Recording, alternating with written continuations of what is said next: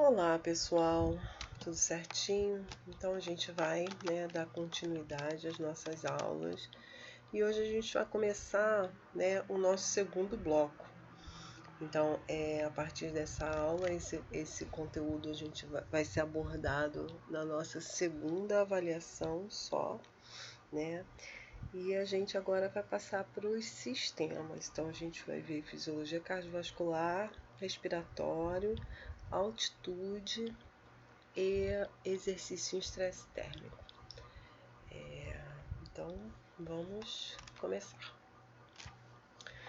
Então, é muito importante que vocês tenham a ciência em que para se fazer atividade física, não adianta apenas a musculatura estar ativa. Então, é claro que a gente precisa que o músculo seja capaz de ressintetizar o ATP, que é tudo que a gente viu, né? Que o músculo seja capaz de extrair os substratos, né? Da corrente sanguínea ou utilizar os substratos armazenados na musculatura, que ele seja capaz, de ativar todas aquelas vias, que vão levar à ressíntese de ATP. Então, só o músculo não adianta, a gente precisa ajustar todo o sistema. Então a gente aprendeu que além da musculatura ali no local, a gente necessita da liberação dos hormônios. Então agora a gente já está olhando mais o corpo como um todo. E para se fazer exercício é extremamente importante que o sistema cardiovascular se adeque às novas demandas metabólicas. Então, o coração ele precisa aumentar a entrega de oxigênio e de nutrientes, para que aquela musculatura seja capaz de se manter ativa.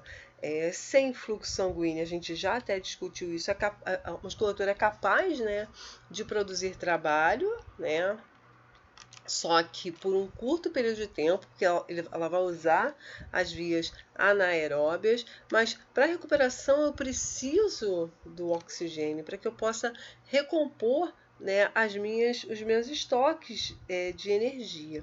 E a um prazo um pouco maior, eu não sou mais capaz, a musculatura não é mais capaz de manter a contração sem oxigênio, porque as vias anaeróbias se extinguem rapidamente e eu preciso das vias aeróbias. Então, é essencial que a musculatura cardíaca se ajuste à nova demanda metabólica ditada, pela musculatura ativa. Então, é isso que a gente vai ver.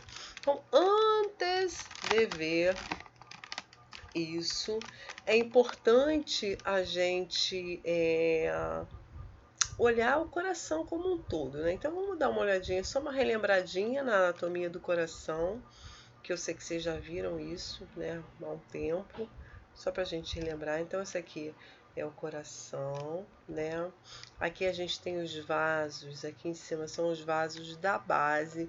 Então essa parte de cima do coração é chamada de base e essa parte de baixo é chamada de ápice, Essa é uma visão frontal do coração na posição anatômica.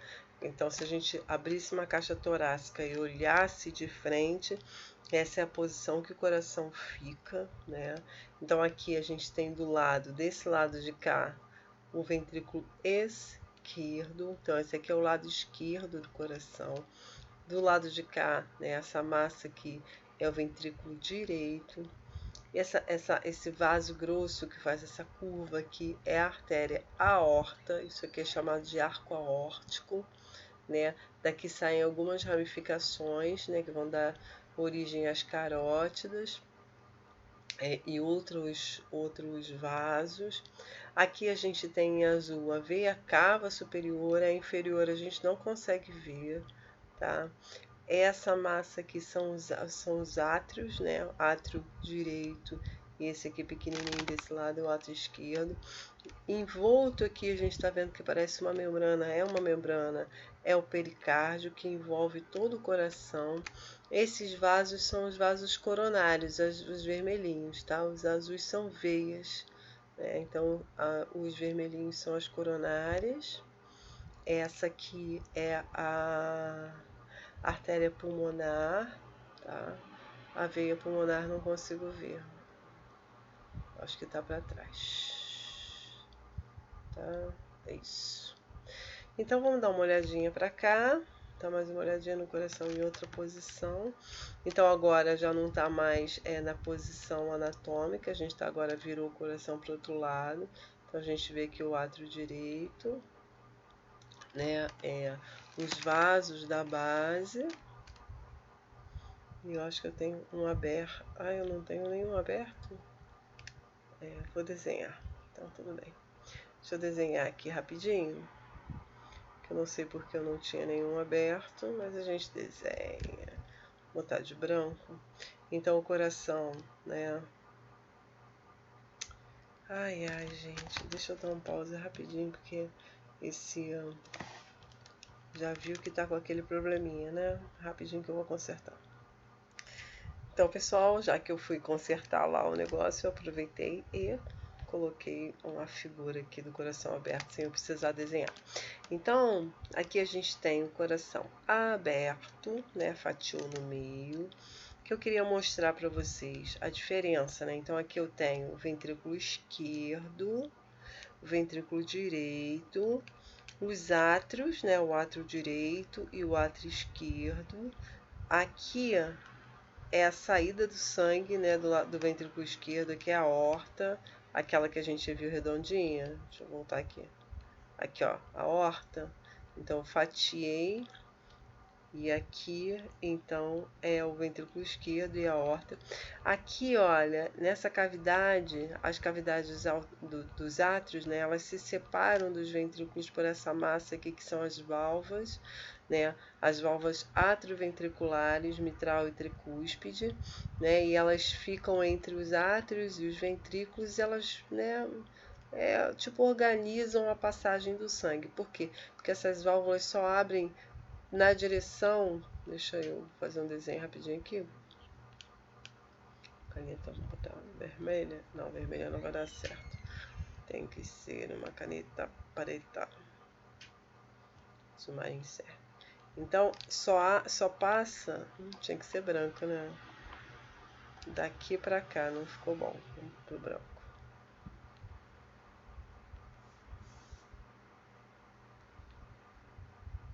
Então, o sangue chega, né? Aqui e só passa nessa direção, né, da seta. Ele não faz o contrário, ele não vem do ventrículo para o átrio. Isso não acontece. Ele só vem do átrio para o ventrículo. Isso acontece por conta desses músculos aqui, né? Tem um músculo, tem uma cornualha tendínea que segura essas válvulas e não deixam. Sabe uma porta de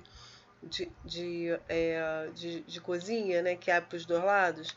É como se eu tivesse umas travas, né, num dos lados da porta, e a porta só abrisse numa direção, na outra não conseguiria. Então, as pessoas só poderiam sair da cozinha e ir para o outro ambiente, não daria para voltar. Então, ela só abriria para uma direção, e é isso que acontece. Então, voltando, aqui é o ventrículo direito, aqui é o ventrículo esquerdo. Eu queria que vocês percebessem a diferença da massa, né? Então, a massa do ventrículo direito é muito menor do que a massa do ventrículo esquerdo. Já vou mostrar por quê para vocês, tá? E o que divide os ventrículos é uma outra massa que se chama septo, tá? Então, vamos lá. Então, aqui é o modelo esquemático da circulação. Então, a gente tem a pequena e a grande circulação. Então, a pequena circulação, ela é coração, pulmão, coração. Então, o sangue chega venoso, né? Chega ao coração pelo átrio direito, passa do átrio direito para o ventrículo direito. Do ventrículo direito, ele passa para a artéria pulmonar, então ele chega pela veia cava, né? Sai do coração pela artéria pulmonar, então é um sangue venoso passando numa artéria, então é por padrão. Padrão é tudo que chega no coração é chamado de veia e tudo que sai do coração é chamado de artéria. Então, no lado direito, o sangue chega por uma veia, o sangue venoso, e sai para uma artéria e o sangue continua venoso.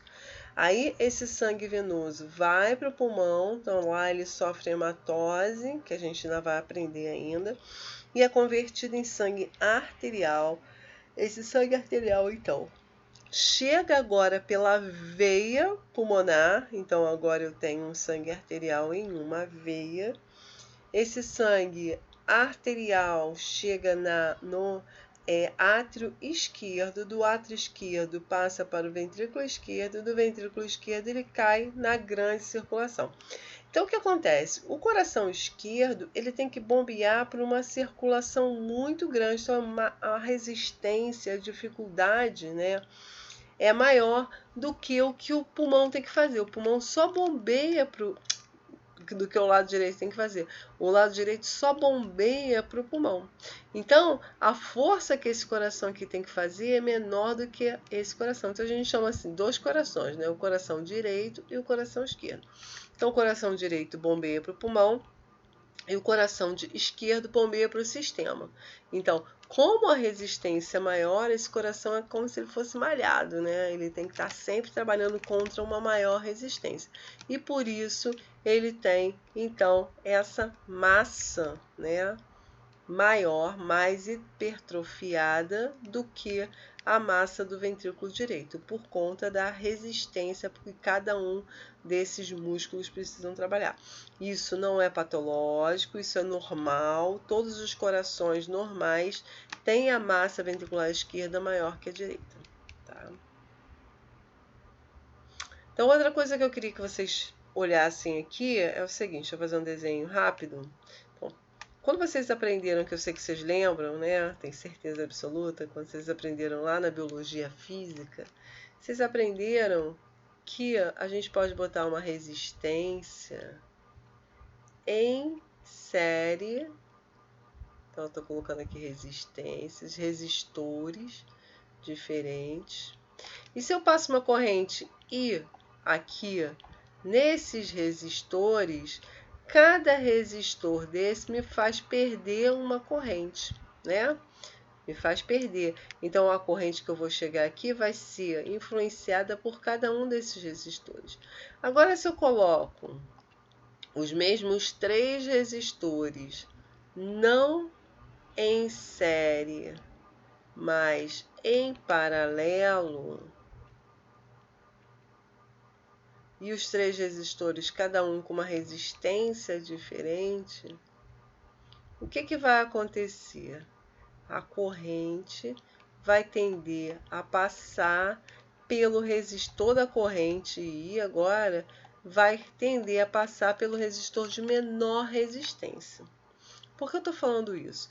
Porque o nosso sistema cardiovascular ele é montado não em série, e sim em paralelo. Se a gente observar, cada um dos tecidos eles vão funcionar como uma resistência, como um resistor.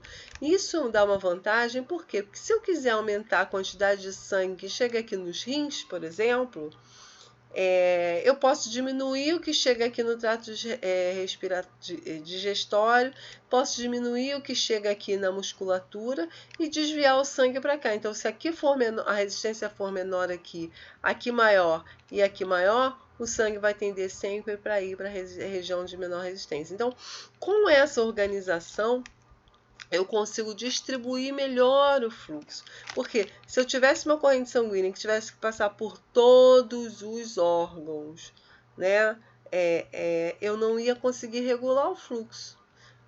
assim, se eu tivesse que passar por todos esses para chegar aqui. Agora, se eu posso desviar o caminho e chegar aqui, então eu posso jogar todo o fluxo para um lado só, diminuindo a resistência aqui, eu posso aumentar o fluxo aqui e diminuir aqui sem interferir, tá? Então, o nosso sistema ele consegue distribuir o sangue da maneira que for necessário, mexendo com as resistências dos vasos sanguíneos, que a gente ainda vai ver como isso acontece, tá? Então eu não vou precisar disso aqui não. Então isso aqui, gente, é um registro de um experimento que a gente faz lá no laboratório, né? Esperando a pandemia passar, tá quase acabando. Vocês já devem ter tomado a primeira dose, devem estar esperando a segunda dose. Vamos esperar essa pandemia acabar. E aí vai voltar as coisas ao novo normal. Então aqui, ó, deixa eu só ver como é que eu ponho isso para rodar, que eu realmente não faço ideia. Deixa eu voltar lá, dar uma pausinha, só para eu ver como eu ponho isso aqui para rodar. Agora vai. Espera aí. Me perdi aqui, gente. Um segundinho. Foi, agora vai. Então isso aqui, como eu falei para vocês, é um coração de rato. Não foi. Mais.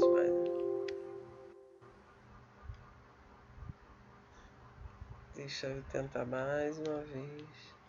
Não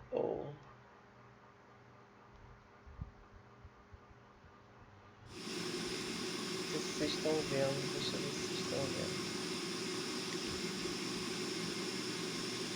Estão.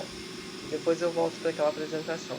Então isso aí é um coração, né, de rato.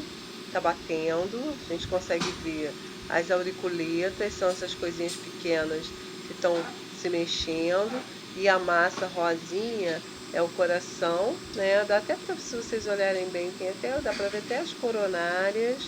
Ele está preso num aparato que mantém a nutrição. Isso aí é a pressão que é gerada dentro do coração, né? Então toda vez que ele contrai, aumenta a pressão, toda vez que ele relaxa, diminui a pressão. Então vai voltar mais uma vez o coração, ó. Tá batendo, a gente consegue ver a frequência, né? Tá com uma frequência alta, porque o coração de rato tem uma frequência bastante alta. Então vamos apresentar de novo aqui. Deixa eu só trocar aqui, gente, porque senão fica... No outro dia eu fui dar aula e não troquei no aplicativo que eu gravo, e aí ficou parado para sempre, só depois que os alunos me falaram. Então vamos seguir. Então, gente, nesse coração, né, que a gente acabou de ver, o que vocês perceberam? Vocês perceberam? Deixa eu dar uma voltadinha aqui, ó. Não vai. Ah, funcionou, que bom. Então, olha só, repara só uma coisa muito importante que eu não chamei a atenção de vocês. Que esse coração tá batendo sem animal. Eu só tenho o coração sozinho e ele está contraindo. Então, ele está com uma frequência, ó, bate. Tá bem rítmico, né? Depois, no final, ele fica um pouquinho menos ritmo. Agora, ó, a frequência tá menor. Ó, tá contraindo. Aqui tem olha, as coronárias. Isso aqui são a pressão, como eu falei para vocês. Mas o que é legal da gente ver? Que o coração tá batendo sem animal. Se eu pegasse um pedaço de músculo e colocasse nesse mesmo ambiente que eu tinha ali, pego um músculo, né, e coloco lá, só o músculo num potezinho com uma solução que tivesse nutrientes, cálcio, sódio, tudo que ele precisa, ele ia contrair? Pensa aí rapidinho. Será que ele ia contrair? Quem respondeu não, acertou. Por que que não? Porque o músculo precisa do neurônio motor liberando a acetilcolina. Quando a acetilcolina é liberada pelo neurônio motor, eu vou então abrir os canais e vou gerar um potencial de ação. Eu posso gerar contração também se eu colocar um estimulador externo. Se eu der um choquinho aqui no ambiente, né? Vou botar aqui uma corrente. Eu coloco lá o valor de corrente que eu quero. Vai ter que ter um terra, né? Eu posso fazer um campo que a corrente vai passar de um lado para o outro. E aí o que vai acontecer? Essa corrente externa, ela pode gerar um potencial de ação e aí o músculo vai contrair na frequência que eu quiser. A gente até viu isso quando eu falei para vocês sobre fadiga periférica. E o coração? A gente viu que o coração tá ali, não tem nada dando choquinho aí, ó. Isso aqui, ó, esse caninho. Ai, deixa eu botar aqui o apontador. Esse caninho que tem aqui é simplesmente para trazer os nutrientes. Ele está preso na aorta. Na verdade, é uma perfusão que a gente chama retrógrada. O que é isso? Que normalmente o sangue sai do coração pela aorta, né? Nesse caso, a gente canula a aorta e força, né, esse volume pelas coronárias para o coração ficar nutrido. Então, é uma perfusão diferente, que é uma perfusão retrógrada, mas de qualquer maneira, o coração não está levando nenhum estímulo elétrico, ele está batendo sozinho. Então, por que será que o músculo a gente já sabe, né? Por que ele não bate sozinho, mas por que será que o coração bate sozinho? Sem precisar do sistema nervoso central, né? Graças a essa particularidade do coração é que é possível fazer transplantes. Então, o transplante funciona porque o coração funciona sozinho. Se colocar lá, ele estiver nutrido, estiver sadio, ele vai bater e vai funcionar, né? Então, o que acontece? O coração tem algumas regiões que dão a capacidade dele gerar seu próprio sinal elétrico. Então, esse sinal elétrico que no músculo esquelético é gerado pela acetilcolina, o coração tem um sistemazinho, entre aspas, de bateria que gera esse potencial de ação sem precisar de neurônio, sem precisar de acetilcolina. Ele faz isso sozinho, né? Pelo potencial de ação automática.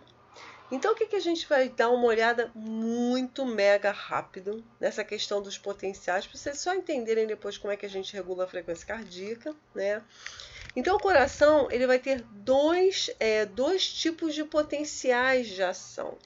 Um potencial de ação que é o automático, que é aquele que eu tenho umas células, né, especializadas, elas são células diferentes, elas não são capazes de contrair e elas geram um potencial, olha, que vai subindo, subindo, subindo, subindo. Aí eu tenho o potencial de ação, aí ele desce, volta para onde partiu e começa tudo de novo, vai subindo, subindo, e aí começa o potencial de ação, e aí desce, e aí começa tudo de novo. E eu tenho um outro tipo de potencial de ação que é gerado nas células de trabalho, nas células que contraem, que é um potencial de ação que não é automático, ele parte de um potencial de repouso, e aí ele gera um potencial de ação normal. O que acontece? Esse potencial aqui que eu mostrei agora, que é de células de trabalho, ele acaba sendo parecido com esse aqui do músculo. Se eu não tiver alguma coisa para ativar essa célula, eu não gero esse potencial de ação. Então, quem é que faz isso? Esse aqui. Então, o potencial de ação automático, ele é gerado em algumas regiões do coração, e esse potencial de ação, ele chega nas células de trabalho, e ele que agora faz o papel semelhante da acetilcolina na musculatura esquelética. Ele vai, então, abrir os canais, né, para deixar a célula positiva, e aí sim eu gerar o potencial de ação. E esse potencial de ação tem a função, qual a função dele? A função dele é iniciar, sinalizar a contração muscular. Então, durante essa fase aqui retinha, vai ter entrada de cálcio. Então, no potencial de baixo, eu já vou mostrar para vocês com o apontador, que eu sei que não fica bom só quando eu estou com a caneta. Então, o que acontece? Nesse potencial de ação aqui, que depende desse aqui de cima, que é o automático, então eu gero potencial de ação automático, esse potencial de ação automático, então, ele vai ser passado célula a célula, vai ser distribuído no coração, vai chegar nessas células de trabalho, e aí, então, esse potencial de ação vai abrir alguns canais iônicos, e esses canais iônicos, então, vão deixar a célula positiva. Deixando essa célula positiva, então, eu tenho a entrada de cálcio. E essa entrada de cálcio que vai trigar, ou seja, vai organizar, né, a contração. Então, vamos lá. Agora a gente já entendeu os dois tipos de potenciais. Vamos olhar aqui. Então, aqui eu tenho o potencial de repouso. Deixei aqui em cima para ter bastante espaço para eu desenhar. Então, o que acontece? Eu tenho uma célula que ela está quietinha. Lembrando que essas células, elas têm muitos túbulos T, tá? Esses túbulos T são invaginações, são extremamente importantes para aumentar a área de superfície. Próximo a esses túbulos T, a gente tem, vou desenhar só isso aqui para não dar muito trabalho, não demorar muito. A gente tem o retículo sarcoplasmático, né? Esse retículo sarcoplasmático armazena cálcio. E aí, o que a gente tem? Quando chega, né, o sinal elétrico que veio lá do potencial de ação automático, esse sinal elétrico vai fazer um abalo nessa célula. Ai, gente, eu esqueci que eu tô com a caneta. Esse potencial de ação vai fazer um abalo nessa membrana, e esse abalo na membrana vai fazer o quê? Vai abrir um canal de sódio. Vamos desenhar o canal de sódio aqui em azulzinho. Esse canal deixa passar sódio. Por que ele abre quando chega o potencial de ação? Porque ele é voltagem dependente. O que é isso? O que é voltagem dependente? Existe uma série de aminoácidos carregados na estrutura dos canais iônicos, e esses aminoácidos, dependendo da voltagem da célula, eles se mexem.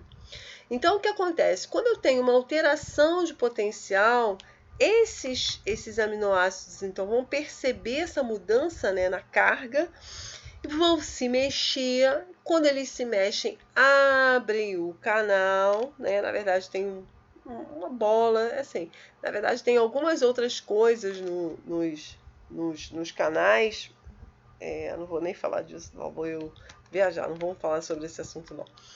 Mas então, quando tem esse abalo na membrana, esses aminoácidos, então, eles vão se mexer, vão abrir o canal. O que é abrir? O canal passa a ser permeável. Então, antes essa membrana era impermeável a sódio, ela passa a ser permeável, então ela deixa entrar uma carga positiva, e essa célula, então, fica positiva. Então, eu estava aqui antes, aqui em B. Quando abriu esse canal de sódio, eu passei aqui, olha, para zero. Então, eu estava antes, olha, em menos 80, que eu tenho a voltagem. Eu estava aqui em torno de menos 80, e depois eu falo para vocês como é que eu fico em menos 80. Chegou o tal do abalo, que pode ter sido um potencial de ação vindo lá, né, das células automáticas, ou pode também ser um estímulo externo. Aqui está mostrando a forma da gente medir isso, mas eu acho que não tem necessidade de a gente discutir isso, não. E aí o que acontece? Quando entra essa carga positiva, a célula, pum, vira positiva, né? Fica positiva, né? Por quê? Por conta do gradiente, né, de concentração, e o gradiente elétrico também. Então, tem é um gradiente eletroquímico que faz com que o sódio tenda a entrar. É como se fosse assim, jogo do Flamengo, Maracanã com o portão fechado, todo mundo querendo entrar. Na hora que abre o portão, todo mundo entra e lota o Maracanã. Então, como se as pessoas fossem as cargas positivas, tá? E aí o que acontece? Na hora que essa célula fica positiva, eu vou abrir outros canais. Então, os canais são dependentes de voltagem. Dependendo da voltagem, eles abrem ou fecham. Quando chega, né? Quando a célula está passando aqui perto de menos 10, menos 20, começa a abrir um outro canal. Vamos botar outra cor. Vamos botar de lilás. Abre um outro canal, que eu agora vou botar ele aqui, ó, bem pertinho. Tá ele aqui. Roxinho, tô botando aqui perto do meu retículo sarcoplasmático. Até desenhei. Esse canal roxinho aqui deixa passar agora cálcio. Tem um canalzinho antes, que é o de potássio, mas a gente não precisa discutir isso, não. Esse canal de cálcio, né, da membrana, também é chamado de canal de dihidropiridina, tá? DHP, dihidropiridina. Ou, mais fácil de guardar, canal de cálcio da membrana. Essa etapa é muito importante. Por quê? Porque esse canal de cálcio aqui, ele vai então não só deixar a célula, manter a célula positiva, porque mais carga positiva está entrando, mas ele também vai sinalizar para o retículo para liberar cálcio, que depois a gente vai discutir isso daqui a pouquinho, tá? Mas ele é extremamente importante para a entrada de cálcio. Então, na verdade, nessa fase 2 aqui em cima, né, eu tenho uma grande entrada de cálcio. E aí o que acontece? Depois a gente pode ver aqui em cima nessa figura que o potencial, né, ele chegou, ele partiu de menos 90, menos 80, foi até 0, mais 10, e aí começa a voltar para o menos 80 de novo, vai voltar para o repouso. Quando ele volta, como é que ele volta para o repouso? Quando esses canais se fecham, é claro que eles não fecham todos juntos, tá? Mas o canal de sódio fecha, o canal de cálcio fecha e abre mais alguns canais que são agora canais de potássio. Esses canais de potássio, eles funcionam de maneira diferente. Ao invés de deixar entrar carga positiva, eles deixam sair uma carga positiva. Então, o que vai acontecer? Eu começo a jogar carga positiva para fora e o interior vai ficar, então, menos positivo, ou seja, negativo. E aí, então, ele vai voltar para o repouso, né? Que aqui é a fase 4. Professora, por que eu quero saber isso? Para a gente poder entender como é que o coração contrai e relaxa, para eu poder entender por que o Phelps, né, consegue nadar daquela maneira, porque o coração dele conseguiu se adaptar e para o coração se adaptar eu preciso mexer nessas coisas aqui. Então, é claro que vocês não precisam saber isso de uma maneira profunda, mas precisa ter uma noção, tá? Então, vamos continuar. E os automáticos, aqueles que eu falei para vocês que são os que controlam, geram, né, aquele sinal elétrico para ser propagado para poder chegar naquela célula de trabalho. Então, pessoal, isso parece um pouquinho complicado, mas na verdade não é, porque eu não vou complicar, porque mas assim. Então, o que acontece? Então, repara só que lá no outro, o potencial de ação, deixa eu fazer aqui, ó, ficava assim, retinho, e aí eu tinha o potencial de ação. Aqui, nesse aqui, e não acontece a mesma coisa. Então, repara que no outro a gente tinha menos 80, menos 90, aqui, olha, menos 80, aqui está a voltagem em relação ao tempo. E a gente vê o quê? Que aqui em menos 80 o potencial não está retinho, ele vai subindo, vai ficando positivo aos pouquinhos.